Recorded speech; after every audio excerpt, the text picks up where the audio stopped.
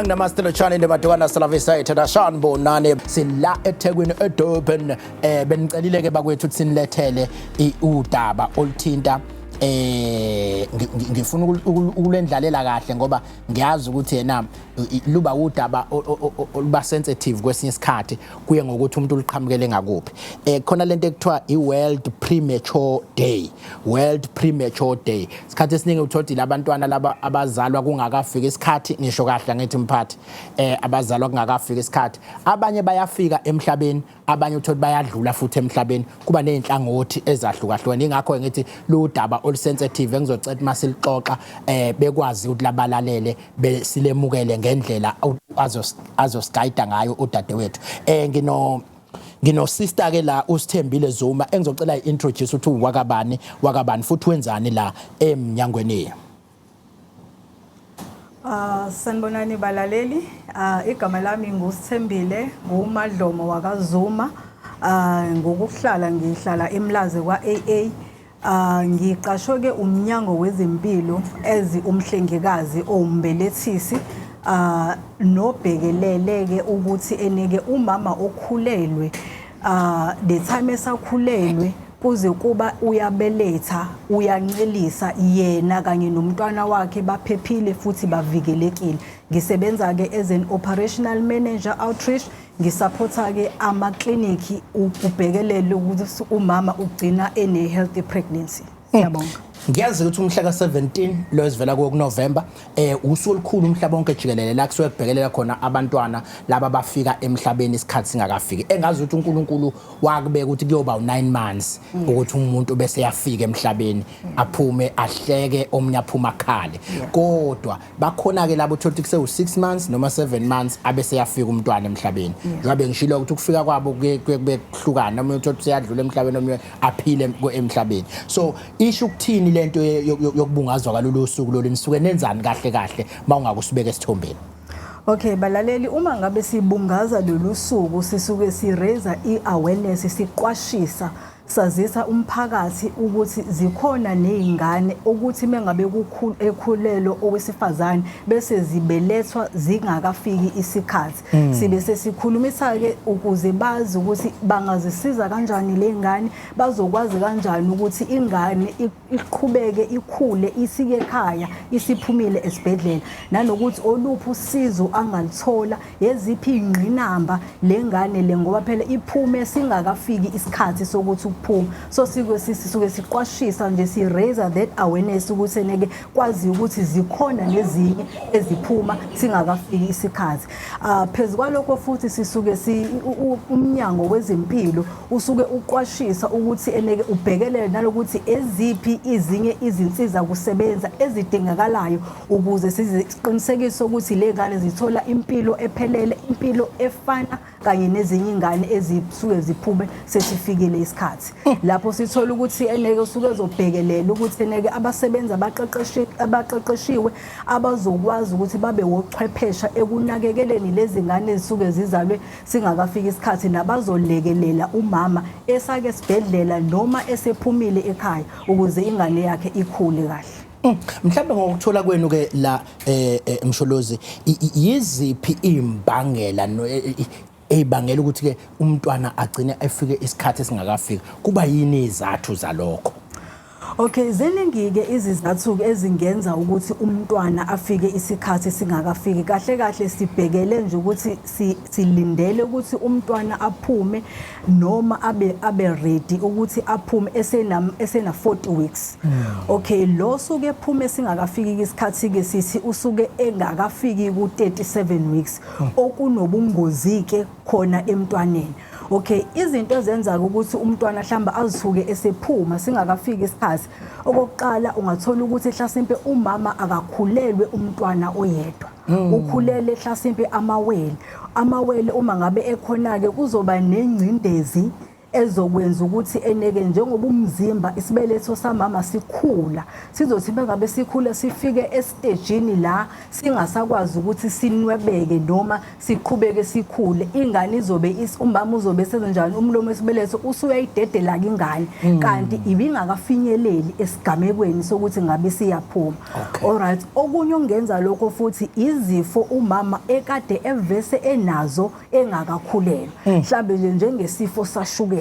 Uma ngabe nje kade unesifo sashukela kuba yinkinga kakhulu ngoba ingane uma ngabe isiphuma nothi siphuma ngesami sakhulelwe kuzoba nenkinga uthola ukuthi izokhula ngesivinini noma izokhuluphala kakhulu in such a way ukuthi kube sengazi ukuthi ingane isifike esigamekweni sokuthi iphume kanti cha ayikakafiki ingoba nje kwenza ushukela umama anawo. Nezinye izinto ke njengengcindezi njenge stress uthola ukuthi umama okhulelwe ikhona nje lento leni emhlukumezayo emstressayo. Uma ngabe ke ene stress umama kube sekukhona ke izinsiza kukhulelwa ezisuke sezizovela noma ezizodedeleka emzimbeni wakhe ezizoba sengazi ukuthi manje lo mama sekufuneka ayikhiphe ingane. Uma ngabe sekwenzeka ukuthi ilokhu isibeletho sakhe sesiyaqala ke manje useyasika umama hayi ngoba sekufanele kepha ngoba because of ingcindezi anayo kudedeleke izinto noma izikhuthazo obengakafanele ukuthi zidedeleke emzimbeni wakhe. Okunye futhi okungenza lokho uthola ukuthi eneke umama uvese nje unenkinga yokuthi umlomo wakhe wesibeletho awukwazi ukumelana nengane ukuvala noma ukuvimba ingane because umlomo usuke uzovala ingane ikuphi isesibelethweni kepha isibeletho sinomlomo umlomo kufuneka uvaleke njalo uyozuvuleke la sekufike khona isikhathi sokuthi kuphume ingane isi ready isina 40 weeks.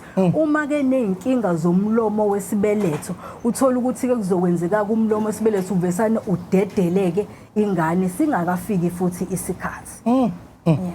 Yazi ke lento iya ngokuya ke manje iyasondela la ekuthenini omunye uzocabanga ukuthi ke ngabe kugula yini lokho mhlambe ngabe isifo yini ukuthi mina ngiyithola ngiphunyelwa ingane noma into eyenzeka nje natural into vele ekhona eyenzakalayo uma ukuthi umuntu udlula kulezi igaba kade uyibala. Iyenzeka leyo nto kodwa isuke ikhona into esuke iyimbangela yayo. Okubalekile ukuthi thina njengomnyango wezempilo noma njengombelethisi uma ngabe nje ngiqala nje umama efika ethi ukhulelwe ngithathe yonke imininingwane yonke umlando wakhe wezokukhulelwa noma omayilana nezitho zakhe zokukhulelwa lapho ngizobona khona ukuthi usengcupheni kangakanani lo mama ngoba mhlawumbe umama uzokutshela ukuthi cha sengike ngaphuphunyelwa ingane noma yaphuma singakafika isikhathi mhlambe kanye noma kabili mhlambe ayiphili. Ngaphambi kokuthi akhulelwe sake simeluleke nje esaqada ukwenzeka lokho kule pregnancy le thola ukuthi azange iziphumelele sesiyameluleka ukuthi uma ngabe usuplana ke manje ukuthi usuyakhulelwa sondele eduze kwethu. Mosondele eduze kwethu siqale sibheke ukuthi singayisiza ngani lo mlomo wesibeletho uma ngabe sesiyitholile inkinga ukuthi umlomo wesibeletho. Kukhona ke nokuthola ukuthi umama nje ube namagciwane akhona akhele emzimbeni esithweni sakhe sangasese noma esithweni sakhe sokubeletha. Yikona ke lokho okudingala ukuthi uqale athole i-treatment athole yonke into engamsiza ibulale wonke amagciwane ukuze aqale abe nengane ezokhula kahle isesithweni sakhe ize ibelethwe. Mhlambe ke ikhona indlela engingayenza uma ukuthi ngumuntu ekubona ngathi uba nayo lencuphe le ukuvikela ukuthi kwenzeke. Okay, into ongayenza nje ukuthi ikhona lento esiyake sithi eneke uyazilungiselela ukukhulelwa. Okay. Wena ke you must plan for i-pregnancy yakho ungaqhamuki usuthi eneke yebo sengivesane ngeqiwa inyanga sengivesane ngakhulelwa cha wena kufanele uzelungiselele. Uma ngabe uzilungiselela ke usondela eduze kwesikhungo sezempilo uyazilungiselela usuvese usunikiwe ke ilokhuza ama advice ukuthi yini next time kufanele yini okufanele ukuthi uyenze before ukhulelwe. Kufanele usondele kuthina mhlambe sikuhlole mhlambe sikuthatha amagazi mhlambe sikuse kodokotela abasezingeni eliphezulu ngokwezokukhulelwa khona sizobheka ukuthi iyini ngempela inkinga le oyakubhekene nayo mengabe ukhulelwe. Okunye kuyavikeleka okunye akuvikeleki. Siyasizwe ke la nikugqugquzela ukuthi umuntu okhulelwe kufike ukuthi akaxukuze enze zonke lezo zinto lezo. Mhlambe kuleso sigaba niyakwazi ukubona ukuthi manisaxukuza lapha naleli gama lokuxukuza ngazi kwakushula nje uxukuzo ba manje ngathi niyamguquzisa umuntu yikho abanye besaba ukuza uvela we bazoyiquza ingane yami bayikhiphe. But ke manenza lo mxukuzo lona ekuyenzeka nini kwazi ukuthola ukuchale ingane kungenzeka ibe sengcupheni. Yebo siyakwazi ukuthi sikubone lokho. Okunye uyakwazi ukubona kodwa okunye awukwazi ukuthi ukubone. Yingakho nje ukuthi mase kwenzekile bese kuba nalolu hlolo ke olulandelayo lokubheka ukuthi kahle kahle kube yini imbangela yokuthi lengane iphume. Kodwa kulokhu ke esisuke sikwazi ukubona kuya lapha ke mlaleli wami lebengithena khona eneke uma ngabe uzokhulelwa uya eclinic noma mengabe usizizwa ukuthi usukhulelwa. Umhlengikazi ke noma umhlengi kufanele ukuthi athathe umlando ophelele ngokwezokukhulelwa ngoba iwona ositshelayo ukuthi lo mama lo usengcupheni yini yokuthi eneke aphinde abe nenkinga yokuthi abelethe ingane singakafika isikhathi uma sekuke kwenzeka. Uma ngabe uthola ukuthi cha nangu umama uyasho ukuthi cha mina angikaze ngibe nengane ephilayo. Uma ngabe lo mzali lo mama lo eseclinic uyaqala ke manje wenza amalungiselelo ngoba usuyaqala ukuthi hlasimpe kungenzeka aphinde abe nalenkinga akasalibeleke manje eqhubuzwe eclinic umusa kuphike odokotela ezibhedlela la kuthiwa khona ise high risk clinic lezo bona khona odokotela asebezolandela bavikele ukuthi kungenzeki lokho.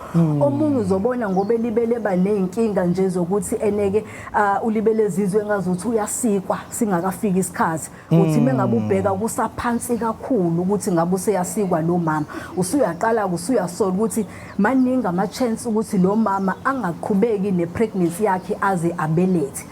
Noma uthola ukuthi lo mama ulibele elibele sime ngabe ufika elibele nje enenkinga yani yezifo ezibangwa amagciwane siyamtreata lo mama noma siyamelapha kodwa mana uyabuya futhi uyavela mhlambe kuze kube kabili kuze kube kathathu elibele vele nje nenkinga eyodwa okuyake kubange lokho ke inkinga zomchamo.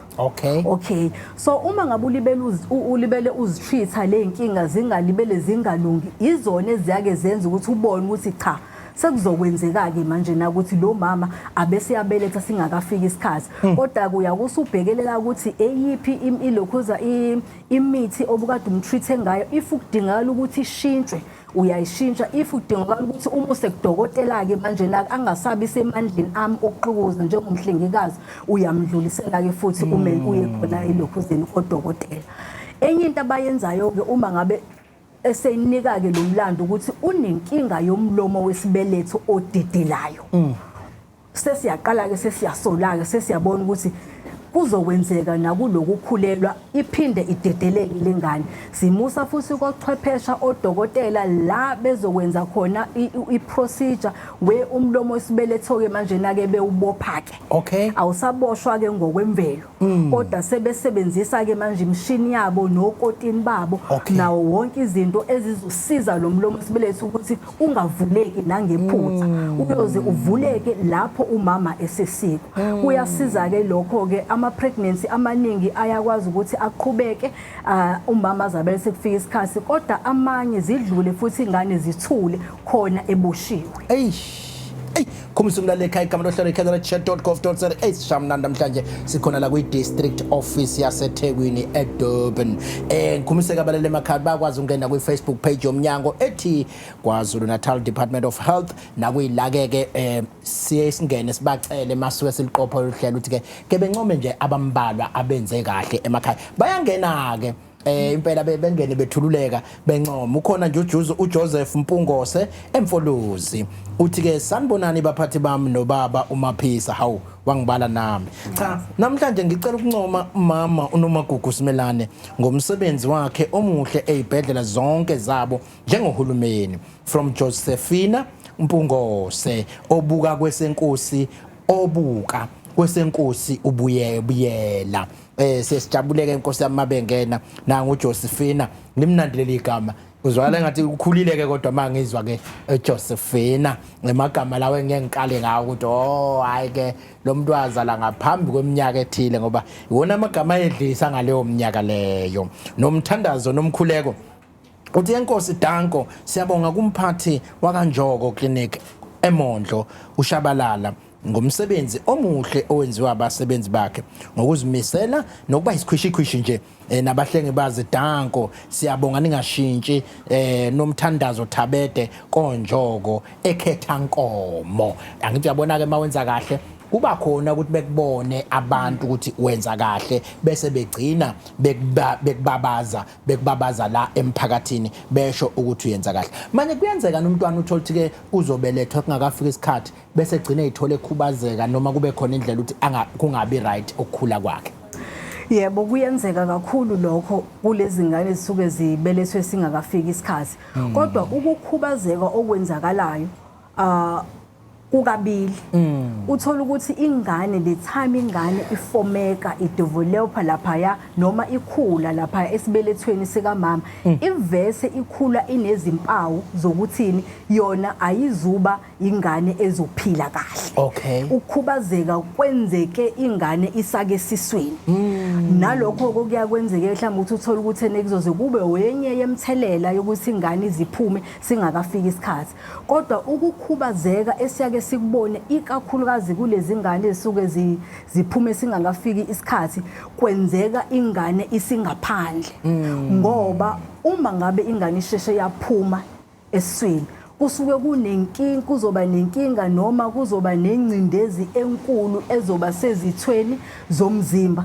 zalengane okokuqala nje incindezi ebakhona ukuthi phela yonke izitho zomzimba zalengane azikakakhuli ngokwanele bekusafanele ukuthi ngabe ibisakhona lapha eswini noma esibelethweni uma ngabe isiphuma ezinye zezitho azikwazi ukuthi zizisebenzele ukulekelelana nani nesimo sempilo yangaphandle kwesibeletho okokuqala nje iyona umqondo wengane ngoba usuku ungakakhuli ngokwanele siyazi ukuthi masikhuluma ngomqondo unezinto eziningi osebenzisana nazo noma ozisebenzayo ukuze ingane ikhule ikhaliphile uma ngabe sikhuluma nje ngokuzwa nje kwengane ingane ethi uma ngabe ukhuluma nayo ukukhulu ukuthi iyezwa kusuke kucontrolwa kuphi lapha emqondweni ingane ebonwayo emehlweni kucontrolwa emqondweni ingane ekwaziyo ngisho ukubamba nje into encane ukubhala ngepeni kucontrolwa emqondweni cabanga-ke uma ngabe umqondo kade ungakabi matured shuthi ungakakhuli ngokwanele ziningi izithikamezo eziba khona kusukela nje ingane izele kuze kuye ezikoleni uthola ukuthi ingane ayilibele nje ingenzi kahle ngenxa yokuthini lapha yana-ke ngasekulaleleni ngasekucabangeni ngasekwenzeni izinqumo kwa-affecteka the time ingane kade iphuma singakafiki isikhathi. Mhlawumbe ngizothi ke awusitshela ukuthi iziphi izinto ekufuneka beyigadeke abantu abakhulelwe. Ngiyangibona nje omunye wayejwayela ukuthi uyathanda ukuphuza utshwala balengane iyakhahlela kodwa mayephuzile ngathi iyadakwa bese iyeke ukukhahlela la ngaphakathi. Iziphi izinto enenigqugquzela ukuthi abantu bangazenzi mabekhulelwe engagcina zenza ukuthi ke abantwana bephuma isikhathi singakafiki. Okay. Esigqugquzela ukuthi bangakwenzi okokuqala yikona lokho sokubalulile lokho ukuthi neke bese sebethatha iziphuzo ezidakisayo ngoba ziyingozi enkulu ekukhuleni kwengane isake eswini noma isiphumile futhi okokunye futhi ukubhema ugwayi unomthelelo omkhulu kakhulu enganeni isakhona eswini noma isiphumile okunye sake sithi sibaqikelelise kona ukuthi bakwenze uma ngabe kukhona amaphilisi awadlayo umama akaqhubeke awadla angawayeki lawo maphilisi njengawo amaphilisi esifo sashukela esifo seBP. Lawo maphilisi uma ngabe uwayekile inkinga ezivezwa ushukela zibe sezi-affecta ingane isake eswini noma isiphumile. Nakhona ke ukuthi kubalekile ukuthi uma ngabe beyake ocansini basebenzise ucansi oluphephile ngoba zona lezi zifo lezi ezake zitholakala esithweni sangasese ziba khona ngoba uye ocansini olungaphephile. Uyagwemeka ke ngokusebenzisa ucansi oluphephile. Nazo ke izinto ezistressayo bazigweme izinto. For example nje umuntu angasho ukuthi eneke uyabona ngendlela i-relationship yami engahambi kahle ngayo into ezosiza ukuthi ngibesane ngithola ingane. Ngoba leyo nto uvese kunengcindezi ukubamba umuntu ngesiyiso. Yes, uvese nje kunengcindezi nje ekhona nje yokuthi eneke akuhambi kahle kwi-relationship yenu. Uma ngabe wena usuzo-add ingane ungazange uzubonisane nophathini ukuthi useredini yena ukuthi seningaqala ngoba iyona into ezonixabanisa ke le ngane and izokhoza more stress. Le time of stress ila uzoqala ingane ke bese libele ifuna ukuphuma ke singakafiki isikhathi. No, sibonge kakhulu impela ngesikhathi sakho Msholozi Osipho namhlanje. Ngiyazi ukuthi ke kube nokukhala ukuthi nina mfweni khona ixoxe ngalezi zinto lezi bese nishiya kwi psychological part yokuthi ke thina ke esisuke sesibhekene nalesimo kufuneka sibhekane naso kanjani. Yingakho ke namhlanje sibalandela ingcwepheshi la udade wethu uLindi Mnyando okuyena ke kuthiwa ingqondo uyibukuza lapha ayibona ukuthi ayike wena udinga ukuthi nokuthi. Kodwa ke awuqala usibingelele usitshela ukuthi ubani okabani wenzani la eminyangweni. Sanibona abalaleli, igama lami uLindile Mnyando, ngi-registered counselor eclinic kaDabeka. Hayi kuba. Okay, umuntu registered counselor umuntu oweluleka nayo malana nezimo zengqondo. So sidila nama cases anjengo depression, anxiety, substance use, grief, ungaphili kahle emoyeni, esibhekana nezimo kanjalo. Nangu ke manje ake ngiqalela emuva ngoba ukhona okwasicelwa athi sacela ke nisilethele labeluleka ngokwengqondo ukuthi ke ngempela yini ekusuke sifuneka siyenze ngoba usuku nosuku siyazi ukuthi khona umuntu osuke etshela okokuqala sisiwami namhlanje sesitholile unengculazi kwasha kwacima omnye ukuthuka kwakhe kumenze abe umuntu osefisa ngisho kuyihenga omnye afuna ukuyibulala omnye afuna ukwenzani omunye namhlanje nje uyatshela ukuthi mfowethu sekuthola ukuthi une-BP sekuzomela udla amaphilisi for life nanka amaphilisi noma omunye unoshukela sekuzomela this into yokwemukela isifo letho sikusitsheliwe iyiphi indlela nimsondeze ngayo umuntu ukuthi cha mfowethu khuleka noma awungikhulumele nomuntu nje ozwa namhlanje umuntu othola isifo noma ngabe sani lezifo esikhathi siphile nazo futhi isikhathi eside kwasha kwacima kube namaphilisi athile sizowaphuza uthini umlayezo wenu ngokomqondo ke manje ba usuke setsheliwe phela but uhlela kanjani umqondo ukuthi ukwazi ukubhekana nalesimo ke sesisitshelwe manje? Okay, I think into yokuqala kunzima ukuthi wamukele into ongayi-understand. So mangabe kufika umuntu kanjalo usuke kumele u-understand indlela yena acabanga ngayo nangendlela ka-understanda ngayo leso simo leso. Khona umuntu okumthole ethi nje mina ngiwafuna amaphilisi nhlobo uthole ukuthi aka-understand ukuthi lawo maphilisi lawo enzani kuye. So process yokuqala is understanding ukuthi yena ubuka kanjani lesi simo lesi mase uyamcathuzisa ke whether it's ushukela noma i-HIV noma isiphi isifo lesi sekuthiwa kaqala umbazise kabanzi ngokwezempilo ukuthi kumele uthathe amaphilisi akho ukuze uphile. Indlela elule engiyichaze kwesinye isikhathi ke ngithi makade kuthiwa udinga amasosha omzimba awu-1000 mase kutholakala ukuthi sekukhona isifo thizeni osunaso suna u500 manje. Oh yes. Awu500 ngiyakwazi ukwenza umsebenzi wawu1000. Uphelele. Sudinga umshwanguzo ukuthi ukulekelele ukwazi ukuthi wenze umsebenzi ofanele ukuze umzimba uphile. So nje before simaluleke umuntu kubalekile ukuthi uunderstand yena indlela akayibuka ngayo leyo condition leyo. Ngoba bayasho bathi mungakayiboni wena ningasemqondweni wakho unenkinga sometimes noma ngabe umsiza ngani umuntu ngeke akwazi ukusiza ngani. Kuthi ke kubalekile siqonde nazo lezi zifo esiziphethe si-understand ngokuthi ziyini ngempela. Nangu ke omunye ke utshelwa manje ukuthi noma usephunyelwe uyena umntwana njengoba sikhuluma yona indaba yabantwana abasuke bephuma kungakafika isikhathi umqondo wakhe sizohlela sithini yini enimyala ngayo ngokwengqondo? Okay, nalapho futhi sibuyela back understanding yena umuntu ngoba as abantu asifani nangendlela esiprocessa ngayo izimo ayifani. So umzali osheshe wateta ingane udlula kwizinto eziningi. I-process yokuqala nje ukuthuka ukuthi umntwana usheshe wateta. I-process yesibili sekumele as umzali uyasuka esibhedlela la khona uyofita ingane every 3 hours ngalokho kuyitrauma ikodwa. Abanye bahlala esibhedlela izinyanga.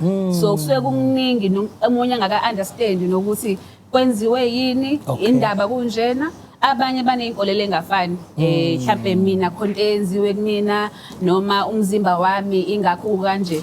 So nakuyena futhi malana before umeluleke nakuye ukunderstand ukuthi ngoba isimo sikanje yena usibona kanjani mase uyameluleka ke uyamvezela indlela ezikhona zokuthola usizo. So umntwana premature kuningi akaba exposed to khona in terms of ama condition. So usungamchazela ukuthi if umntwana eba nenkinga kanje abazomnyango khona psychologist or speech therapist or OT physio yonke lo mnyango ekhona ukuze isize ingane. Kuphinde kuqhubekele nasesikoleni mawukuthi ingane mhlambe iba nenkinga yokuthi ingakwazi ukucope kwi-normal school nalo usizo likhona. So uhamba naye kwi-process ngoba yinde i-journey yomuntu osheshe wateta umntwana engakalindeleki. Okay. No, okunye ke uzoyibuza omunye ke siyasibona abanye umqondo uhlukumezeka ngalendlela ukuthi ukufika kwengane kugcina sekuyikona okusetshenziswayo mhlambe owesilisa nowesifazane kusetshenziswa ukuthi belwe bona bebodwa. Ngokwemngqondo ingathini message ongayinika lama couple ayithola njalo mase kunomntwana sekumntwana ke kuliwa ngaye manje lo akafuna ukhipha imali lo ufuna imali lo uyabona kuyasetshenziswana kusetshenziswa umntwana. Iyiphi into ongayisho ngokwezengqondo ukuthi bafowethu esimene esikanje asidile nakho kanjena? Okay, okokuqala ukuphila kwengane ukuphila kwabazali. So ukuyinakela bona ngesimo sabo sempilo not just physically but emotionally as well. Ukuphila futhi nakho kwengane. Siyazi ukuthi ezikhathini eziningi umntwana eketholakala engahlelekile gcina sekufika inkinga eziningi ukuthi as a partner abasazwani kahle sekuliwa ngengane. Kodwa ke semeluleka ukuthi if ufuna nje ingane ikhule kahle kwi-environment right balekile ukuthi nani ningabazali nikwazi uku-identify inkinga zenu ningabe senisebenzisa ingane ukuthi kube yona umuntu enikhiphela khona inkinga zenu ngoba lokho udala izinto enjengo-postpartum depression. Thola ukuthi umzali akasakwazi umama mhlawumbe akasakwazi ukukhonektha nengane because mayeyibona ama-anger issues ucabanga ama-situation ababa noma ucabanga izinto akadlule kuzona. So kuningi umzali adlula khona ungagcina sekutheleleka enganeni. Balekile ukuthi uma umzali uzinakele wena kuqala ngoba ukuphila kwakho ukuphila kwengane. Ngokucwaningo kuyavela ukuthi abantu besilisa ibona abangathandi ukuza phambilini mabe nezinkinga abathanda ukukhuluma futhi ke kubonakala ukuthi ibona bagcina beba abantu abayibulala kakhulu sike sayithola leyo nto leyo. Manibheka nina yini ebangela lokho kanti futhi yini ongayisho kubantu besilisa ukuze bengayitholi sebeba kuleso sigaba leso? Okay, I think mental health wodwa kusayinto esisayijwayela njengabantu abamnyama. Akuyona into engathi sikhule sijwayelekile ukuthi makuthiwa udlule esimene esikanje uzoba nama-anger issues noma kanjani. So abantu abaningi abaka-understandi kahle hle ukuthi iyini kahle hle i-mental health and athini ama-symptoms akhona. So kwabantu besilisa kuba nzima kakhulu-ke ngoba nathi ama-services ethu kancane kancane ayanyuka sibakhona endaweni thizeni kodwa besingakabaningi. So le platform yokukhuluma enye into busy sisebenzela yona njengamanje ukuthi mawunenkinga nazi indawo usungaya kuzona. So ngingasho njengamanje ukuthi nje umnyango wezempilo impela usebenzile ngoba thina ama-registered counselors sesikhona kwama-clinic amakhulu. Kwadabeka kamashu Khethomena Nanda Hlengisizwe ama-clinic nje amakhulu sekukhona u-registered counselor khona. Mawunyukela phezulu ebhedlela khona u-clinical psychologist. So ngasho ukuthi one i-platform isikhona bekuyona challenge ebenkulu ukuthi as umuntu wesilisa noma umuntu wesifazane mawufisa ukuthi ukhulume malana no-mental health uyapi. But ngiyacabanga ukuthi kuvula inkundla kanje kwenza abantu bazi kabanzi ukuthi okay ngingaya la. So problem number one was the platform.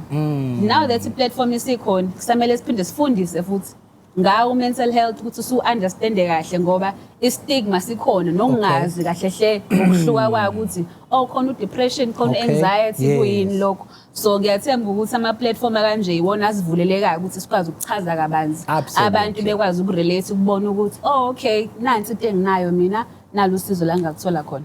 Siya emaholidini manje kuningi okuzobe kenzeka, abanye bazobe xabana no partner babo, omunye usethatha isikhali ubona ukuthi ukushaya noma isikhali esingamphendulela. Yeyithini inkulumo enenidluliselela ukuthi sikwazi ukuthi emqondweni wethu siprepare ukuthi noma ngabe umuntu wenzeni kodwa akubi impendulo ukushaya, akubi impendulo isikhali. Ungathini umlayezo ongawubanika abantu bakwaZulu Natal siya emaholidini ukuthi bafowethu mawukuthi umuntu noma ngabe umbambe cheater bathi ukucheater ngazothi lento ukucheater babambambe bechitha amoya thena usemtshontshe ukuthi kwakhe yini lesimenza umuntu abontu ukugwaza noma ukudubula okuzokwenza awukhulume nabo. Okay, ngingasho ukuthi again kusamkhulu umsebenzi kumele siwenze ku-emotional intelligence ukuthi umuntu akwazi ukuzi-identifya ukubona ukuthi nginenkinga ekanje.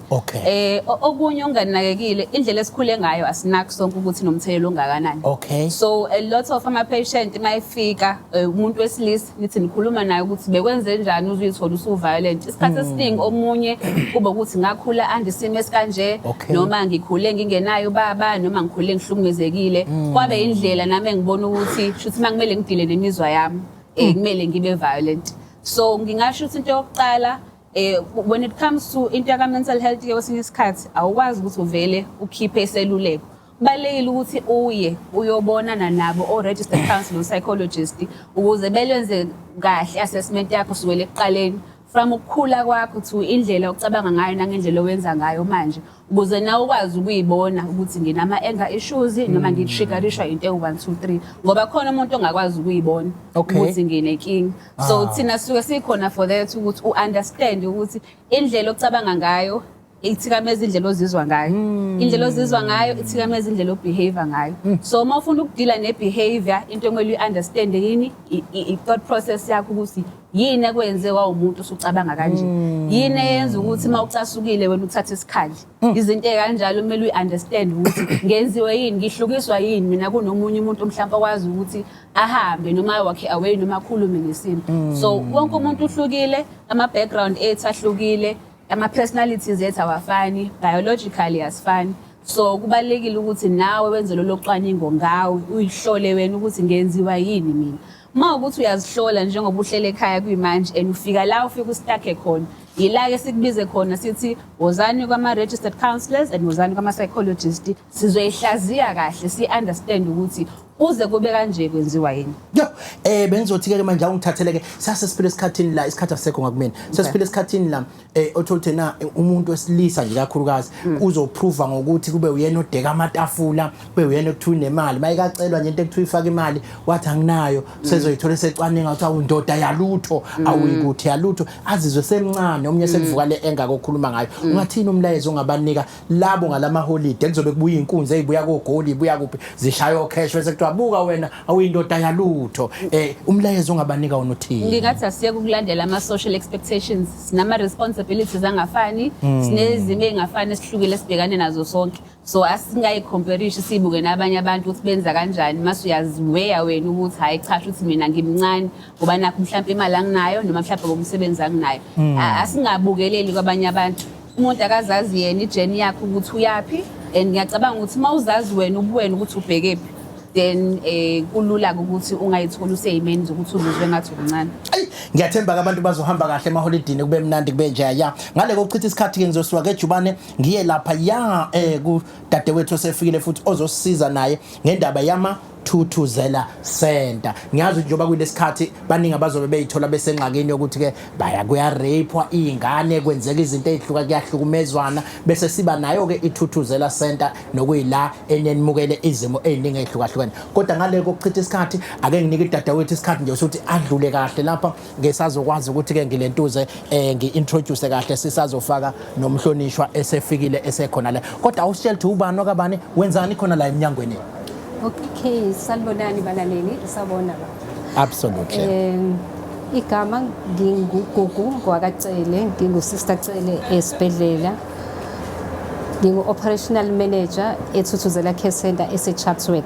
Absolutely. Umsebenzi wami ngumphathi wabahlengikazi kule center la iThuthuzela Care Center bese ngibhekelela konke ukusebenza kwaseThuthuzela Center. Mawuthatha nje umuntu ongazi ongakazayo esibhedlela uthi yini iThuthuzela Care Center ukuthi yini umbeke nje isithombeni. Okay, iThuthuzela indawo esesibhedlela ebhekelela abantu kakhulukazi abahlukumezekile ngobulili. Okay. Yebo. Indawo esithema sicabanga uhulumeni ukuthi ayenziwe abekhona ama crisis center basebenza le ndawo ukuthi kube indawo nje eyi one stop shop ukuthi isitolo esisodwa esi umbrella esifake wonke ama stakeholders ukuthi khona wonke umuntu obalulekile ongakwazi ukuthi asize lo muntu ohlukumezekile. Okay. Isebenza kakhulu nabantu njengamaphoyisa abahlengikazi osonhlalakahle so singathi nje kulabantu abakule umbrella abantu ihlukene kathathu izinhlaka ezintathu ama social worker njengoba ngisho bese kuba umnyango wezomthetho lapho sithola khona amaphoyisa sithole khona abaseshi sithole khona abantu baka NPA abashushisi bese bakhona umnyango wezonhlala kahle la sinama social worker khona bese kuba khona ikhondla ke umnyango wezempilo la sithola khona abahlengikazi nodokotela senza imisebenzi ehlukahlukeneke kodwa kubalekile ukuthi sisize lo muntu ohlukumezekile. No kulesi thuba siyazi ukuthi sesijoyine ke ungqoshe wezempilo kwaZulu-Natal owenza short njalo ngeviki alipheli ivile engagadlile engavelanga nimbone ukuthi cha usengaphakathi so ke sizomthatha ke sizoqeda nje manje sizocela kuwe ngqongqoshe ukuthi ke sibone nje uqedela lolu daba besiphe kwalo manje bese siyangena kuwe ngejwana bakulambele bakufuna la kade bethe siyamdinga cha mhlambe ke iziphi indaba eninithole ifika kakhulu lapha yakwethuthuzela iziphi izinto enidila nazo kakhulu? Thuthuzela sibona kakhulu abantu abahlukumezeke ngokocansi lokho sijwayele ukubiza nge-rape siyabona nabantu abahlukumezeke emakhaya mhlambe boyfriend noma abayeni noma omamezala noma osisi ilokho esikubiza ngedomestic violence so kuhlukumezeka nje kwasekhaya bese sibona kakhulu nabantwana abahlukumezekile mhlambe bashayiwe badlwenguliwe baneglectiwe bashiyiwe nje banganakwa ibona abantu kakhulu esibabonayo lapha eThuthuzela bakhona ke nabanye sibabonayo kodwa ikakhulukazi ilaba isengibabalile. Yini ke kusuke yenze umuntu ikakhulukazi laba badlwenguliwe mawukuthi nje bakwa holiday izobe siphezulu isibalo sabo enibabonayo singasho ukuthi siyaqhuquzela njalo sikukhuza sikubabaza but yini ekufanele kuyenze mawukuthi usuyithola kuleso simo leso? Okay, uma kuyithola ukuthi udlwenguliwe okubalekile ukuthi usheshe uyobika ukuthi ubika kuphi ibhedlela ivulelekile zonke ibhedlela ungaya kubika kuzona ungaya kubika ekliniki ungaya kubika emaphoyiseni yilokho okubalulekile ukuthi hamba uyobika ukuze ukwazi ukuthi uthole usizo olusheshayo. Nazi ke igama ezinye la uthola thena ihlobo ekhaya egcekeni umalume ubani umntwana usekuthola ke udlwenguliwe kodwa sekuyancaziswa kuyafihla ukuthi ihlazo phela lisoyixoxa kanjani yipi message eninike ezimene ezifana nalezo ngoba umntwana usuke yena ehlukumezekile kodwa. Hey lo mkhuba siyawukhuza kakhulu kufanele uyekwe awuphele ngempela umkhuba ojwayelekile esijwayele ukuzwa mebefika abantu bezo report bayasho ukuthi sifikile okanye besisekhaya kwakhona umuntu owenza kanje ngabika emndenini mhlambe kumama noma kugogo kwangabi khona umuntu othatha inyathelo so esikushoyo okubalulekile ukuthi uma kwenzeka into enjalo indaba zomahlawula noma kugezwa kwemizi asisho ukuthi abantu abangakwenzi kodwa sithi bhekelela lo muntu ohlukumezekile phela yena ulithola kanjani usizo ngoba kufanele athole phela ukuthi alashwe ngokwengqondo kufanele athole ukuthi simclean athole imishanguzo kuyiyona yona efanele imsize for example kufanele athole nje nokuthi angavikeleke ukuthi angakhulelwa kufanele avikeleke futhi ukuthi angayitholi enesifo socansi kufanele avikeleke ukuthi angayitholi enesifo njenge sesandulela ngculazi so uma simboza senza okurongi sinomsebenzi njengabantu nje abaphilayo, ngabe umzali, uthisha, ubani, unomsebenzi ukuthi uma uzwa isimo esikanje kufanele ureport. Uma ungareport sekuyicala, ungathathelwa inyathelo zomthetho zokuthi wazile ngalento, utsheliwe ngalento kodwa awenzanga lutho. So kubalulekile ukuthi abantwana bareporte kodwa thina asingathuli mase sizwile ukuthi kwenzakalani, asisukume kube khona esikwenzayo ukusiza lo muntu osehlukumezekile. Isikhathi enini isigqugquzela ukuthi umuntu afike ngaso, ngiyazi omunye ethi ake ngilinde ukuthi ukuphola ngizoya mhlambe after 6 months ke ngilindwe nje Nkosi yami ngoba basanda kungidlengula ukuphola bese ngiya after 6 months. Omunye ke bese uba nezikhathi, yiziphi nini eniguqwe fika ngalesi sikhathi akusheshe akungabi nesikhathi esithilo seqhayo. Okay, isikhathi esibalulekile makusanda kwenzeka fika. Kodwa siye simnike umuntu allowance ya 72 hours to insuku ezintathu. Okay. Uma singakapheli insuku ezintathu siyakwazi ukuthi sikunike imishanguzo, siyakwazi ukuthi siqoqe i-evidence, collect ubufakazi. Ilibofuzo la ukuthi ngempela lo muntu uyena okudlwengulile bese siyayithatha siyisa kuba emaphoyiseni kona zobe seyithatha isa e-laboratory. Kodwa asikho isikhathi esinqunyiwe ukuthi ke fika ngalesi sikhathi kuphela, kodwa siyesiqhuquzele ukuthi umuntu akasheshe afike azoreporta ukuze sisheshe sikwenze ukwenza konke okuzomsiza ngaleso sikhathi. Absolutely. No, siyayithanda ukuthi sihlale sibakhumbuziseke abantu emakhaya ukuthi ke sinabo ama-Thuthuzela Center njengoba seyichazile ku-sister la ukuthi i-Thuthuzela Center ibaluleke kangakanani. Ngale uchitha isikhathi ngicela ukuphuthuma kanjubane ngengqongqoshe kade simlambe sikubekele ingqongqoshe ethi Dumelo. Siyabingelela Thokozo. Sibingelele kubabukele emakhaya, sibingelele kubalaleli emakhaya nabo bonke abalandela kuma-social abasilandela kuma-social platforms ethu sithi thada. Yazi ngqongqoshe abantu abaningi abatsibi kuri wasiba Sotho wasibuwa kawufela. Ngisibuka kawufela. Ngathi ukhuluma isiZulu. Isizulu. No, ngqongqoshe siyazi umhla 25 November usuku la sesiqala sibuka ke u16 days of activism nakwela. Sokubhekelela ukuthi na ukuhlukumezeka kwabantu ikakhulukazi besifazana nabantwana abancane uhulumeni usuke evuselele egqugquzela. Ungathini mhlawumbe umlayezo ovela kungqongqoshe esigabeni salolu hlelo? Ngiyafisa nje Thokozo uqala ngokuthi i-16 days of activism ayisho ukuthi suhulumeni sibhekelele noma silwa nalesi sihlava only kule insuku ezu-16 days ezu-16, kodwa kusuke kuyinsuku ezu-16 lezi ezi-emphasize sikhumbuzana ukuthi ukulwa ne-GBV into ebalulekile futhi into okufuna ibe yi-partnership kithi sonke. So ngiyafisa nje ukuthi ngisho kokuqala ukuthi akhona ama-facilities njengoba ngifice nikhuluma uma ngabe kukhona umuntu ohlukumezekile ngempela kufuna sondele eminyangweni. Sinama-Thuthuzela Centers njengoba kade usho ey'bhedlela, kodwa isibhedlela singenayo i-Thuthuzela case, i-Thuthuzela Center sinawo ama-facilities akwazi ukukusiza. So nakhona isibhedlela esiseduzane sondela ngakhona uma ngabe udinga ukusizakala so that bazokwazi ukuthi bakurefere bakunikise endaweni e-right. Besinomhlangano nje we-social cluster, meaning ohlanganisa umnyango wezempilo noka-social development neminye iminyango izolo, lapho besikhuluma khona ukuthi kufuna sisebenze ndawonye ngoba thina njengomnyango wezempilo sinama-Thuthuzela Centers. Ey'bhedlela ezinye kungekho ama-Thuthuzela Centers siney'ndawo ey'bizwa ngokuthi ama-crisis centers. Noma nawe esebenza njengama-Thuthuzela Center kodwa awanabo abantu abalingana nalaba bama-Thuthuzela.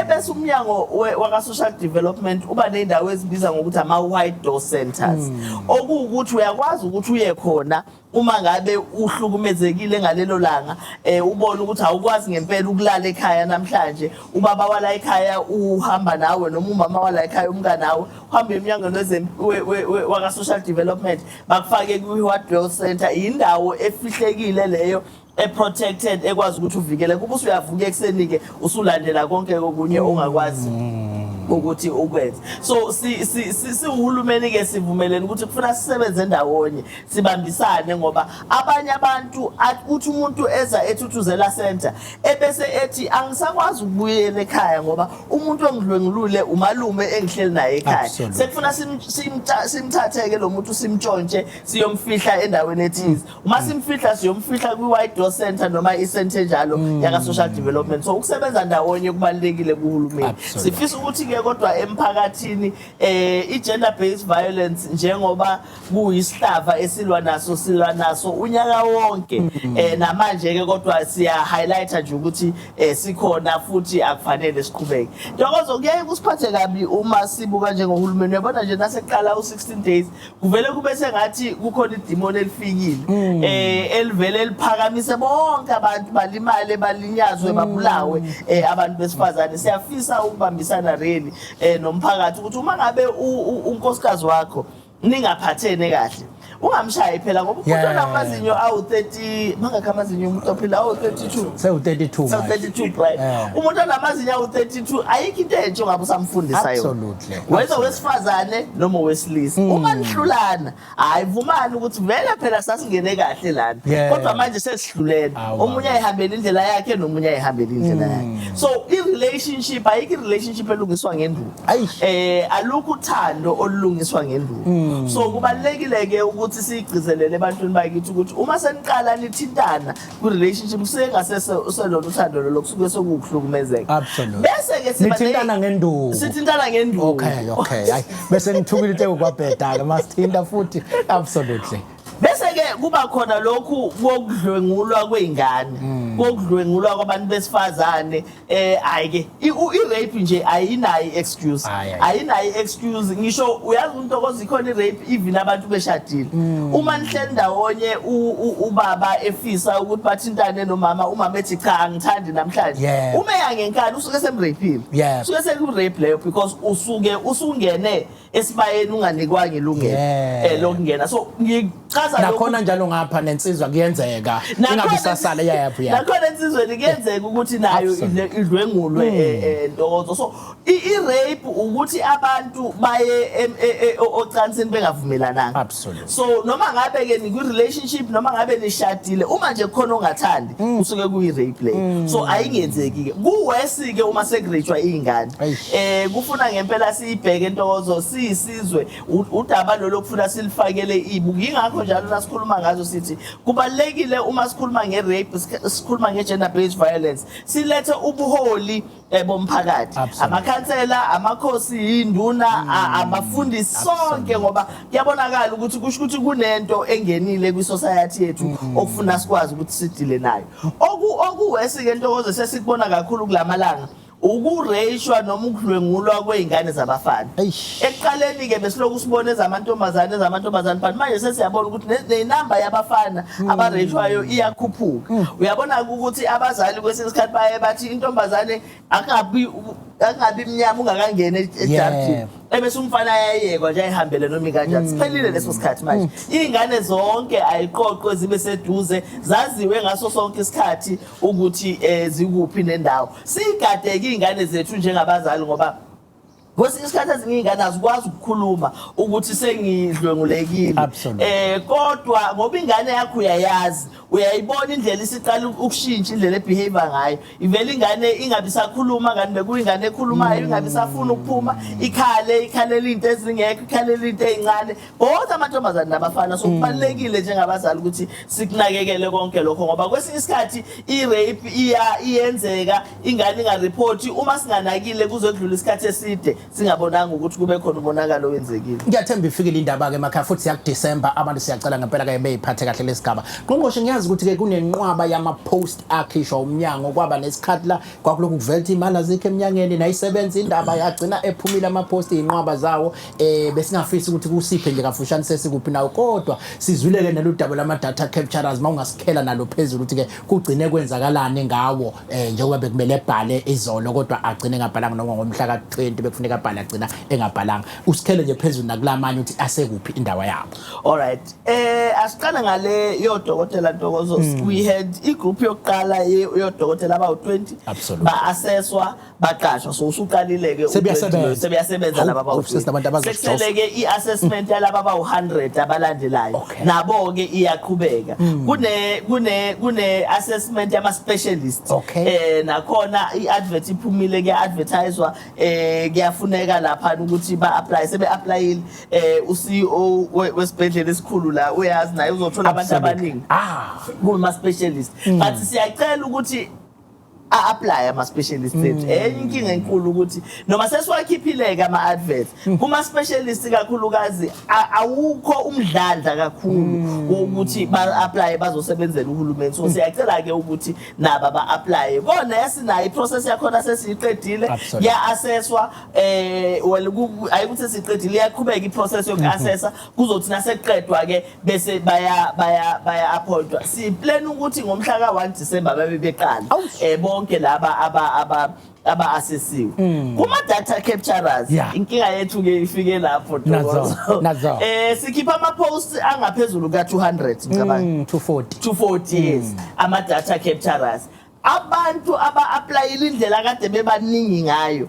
140,000 to be precise abantu aba-applyile idid usathana just for 200 and something posts kuthena sekushortlistwa kwatholakala ukuthi abantu abashortlistekayo noma abaqualifyayo ukuthi bashortlistwe bawu-36,000 manje-ke u-36,000 uzowu-interviewa ngoba ungagcina kune-stampede ey'ndaweni ey'hlukahlukene kwase umnyango uqala-ke ubuka ukuthi hhayi mani siney'ndlela ezintsha zokusebenza isikhathi se-COVID sisifundisile ukuthi singenza izinto online bakhona ababhala ama-exams online kuma-universities yini nathi singenzi assessment siyenze online hhayi-ke nangempela-ke laba abanye abashortlistiwe kanti futhi ibivele izokwenziwa ngama-phases kodwa laba bekuyigroup yokuqala ke bekufuna babhale ngomhla ka-20 bathi nabengena ngenxa yenamba kokuqala ebiningi kakhulu yavele yacrash isystem kodwa inkinga enkulu-ke esiyitholile Ntokozo ukuthi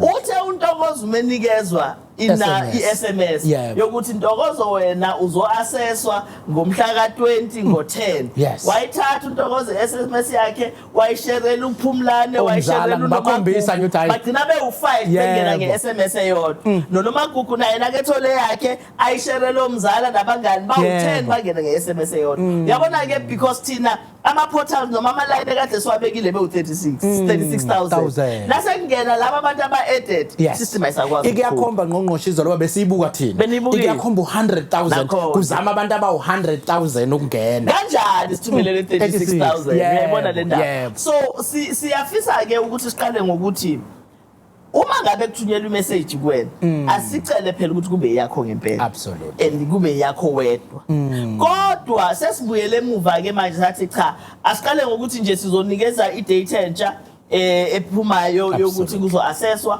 kungenzeka futhi nawo lawo ma-data ahlukaniswe kabili so that ilona ingabi ivolume ingabi inkulu kakhulu that's the first point the second point eyokuthi umuntu manje usezonikezwa inamba especific to yena kuphela so that ingakwazi ukuthi idluliseke ngoba uma ngabe siqhubeka senza kanjalo kusho ukuthi ngempela isystem yethu izocollapse so siyafisa-ke ukuxolisa kakhulu kulabo abangadlulisanga kade bethi bayangena beyiphethe kahle babhala i-test base bahlangana noNtokozo baphisa-ke abasherayo into bengamele bashisa yangabi sakwazi ukusebenzisa isystem kodwa-ke bazowathola ama-messages amasha abanikeza ama-data amasha abanikeze nenamba especific umuntu yakhe i-assessment sibonge nje khona nomama kude befona be-worried ngqongqoshe izolo bethi bavalele iy'ngane uba ayinayo i-Wi-Fi so bayivalele emahholo athile bayizamele i-Wi-Fi ukuze ikwazi ukubhala bese bethi nje hayi nathi-ke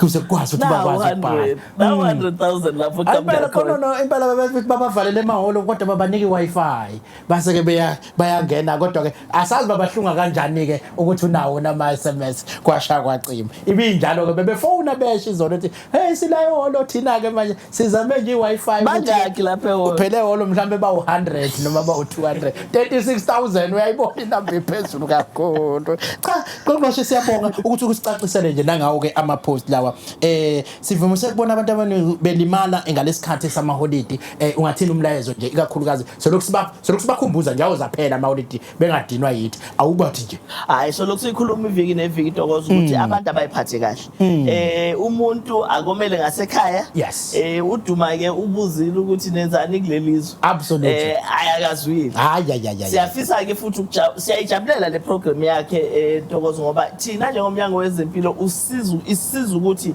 singabi nabantu abaningi abalimalayo ngeingozi bebengeke balimala uma ngabe abantu bebengomelanga ngasekhaya. Abanye abantu uma bephuzile ngisho kuthiwa akashayeli kodwa uma bephuzile bayahamba bayolimazana ngoba basuke beseyindaweni zokujabula baphuze ngokweqa umuntu ayithole segwazeka noma esedubuleka ngendlela ebingeke yenzeke. So siyacela nje ukuthi abantu abomele ngasekhaya nabejabula bajabulele ngasekhaya. Kubalekile kakhulu lokho baphume emgwaqweni ungomoyela emgwaqweni whether uyashayela noma uhamba ngenyawo ungomeli nje emgwaqweni womela ngasekhaya. Okwesibili abantu abayivikele uma ngabe befuna ukuyijabulisa laba abayijabulisa khona abaliphathe ijazi likamkhwenyana baliphathe ijazi likamakoti umuntu nomuntu azivikele ngoba impilo uphila kanye and impilo isezandleni zakho. Awukwazi ukuthemba umunye umuntu ukuthi hayi wena ngiyakubona uyisibutubutwana kusho ukuthi awunankinga noma ngalisebenzisa ngijazi akusebenzi kanjalo manje umuntu akayivikele ungathemba umunye umuntu usithembe wedwa manje bathi bakujaja njengamanzi ophuthu uthi hayi kulayidi lapha ya cha siyathemba konke sizwileke la ngqongqosho ukuthi isibhedlela esikhulu kangazi ngiyazi ukuthi ke isikhatha seko ngakuthini Victoria Mxenge bashaye indondo enkulu bawina bawashaya zonke ibhedlela emakhanda kodwa nangumphathi wesibhedlela awusihlebele nje qala usho ukuthi ubani okabani bese uyasihlebela ukuthi kwenzakaleni niwineni bekwenze njani. Lona uBrian wakashezi uphathiswe isibhedlela iVictoria Mxenge neSt Aidan's ngibingelele ungqongqoshe bese ngibingelela abalaleli nababukele. Absolutely. Si Victoria Mxenge into esenze ngizokhumbula ukuthi ngesikhathi ngike ngavela la sikhuluma ngendaba yama surgical backlogs aka urology. So iyona leyo nto enza ukuthi sinominatwe. Okusho yithi kahle sinominatwe ngoba babebheka ama projects I implementwa ama institutions. Private, public, NGO ezishintsha impilo zabantu. Kwase kuthi ke uma sesithole lo thuba ke kwase kuthiwa asifake ke namanye ama project eswenzayo njengesikhungo esokwenza ukuthi abantu bakwazi ukufinyelela ukuthola usizo nokuthi impilo zabo ishintshe. Sasubmitha ke nathi ke amanye ama project njengalonyaka siqalile sine service entsha ye pediatric surgery saphinda futhi sandisa nesabelo sabantu abeza for urology bese kuba iyona le ilokhuzane urology. So sa nominate ke among saba u5 ibhedlela zaba u5 both public, private and NGOs across Africa. So yes. Then emva kwalokho ke kwasekuthiwa kuzokwenziwa uvoto ipublic kwacela ipublic ivote ke manje kwavuleleka ke ukuthi kuvotwe ke hayi sathuka nathi sathola sesiwinile ukuthi sivotelwe kakhulu ngaphezulu kwazo zonke lezi ibhedlela ebeyichuziwe so5. Absolutely. So nizizwa kanjani ke nje sene ngabantu abaphethe indondo yomhlaba phela iAfrica umhlaba kahle sisho njalo. Yes, it's motivated kakhulu. Kahle le ndondo akuyona indondo yami but indondo ya wonke umsebenzi oka Department of Health ngoba mningi umsebenzi eswenzayo somnyango esingakwa kwesinye isikhathi sesingathathi iopportunity sikhombise umhlaba wonke ukuthi senzane kangaka kodwa lokhu kusinikeze ithuba nokuthi nabo labesebenza nabo baba nogqozi ukuthi hayi kuyabonakala into esiyenzayo siwumnyango. Cha ngiyazi ukuthi ke isibhedlela esikhulu kakhulu abanye bazoyibuthi ayisasovele silapho kuba nezindondo ngiyasukwana ngivele ngiyotheleka kanje lapha neVictoria Mxenge bakithi yayaziwa njengeKing Edward abanye bayibuthi bani yayaziwa njengeKing Edward kodwa isiyaziwa manje uVictoria Mxenge ngingasuka ngivele ngiyophoseka khona nje njengoba kade ngisho Ntokozo angithi isibhedlela iVictoria Mxenge i-tertiary hospital njengamanje si develop ama service amaningi ukuthi abantu bakwazi ukwa accessa lawa e tertiary level.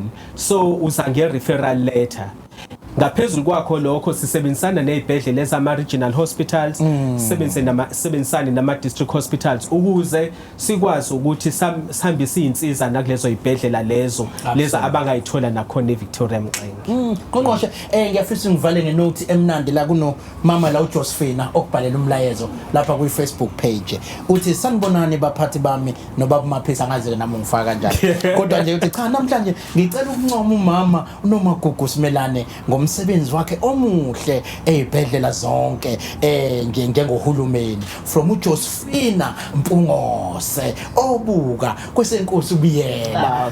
Ngizongayifunda ungakafiki ngathi ngithi hayi ngizokufundela mawusekhona ngoba uJosephina uthi nje uthanda ukubonga wena.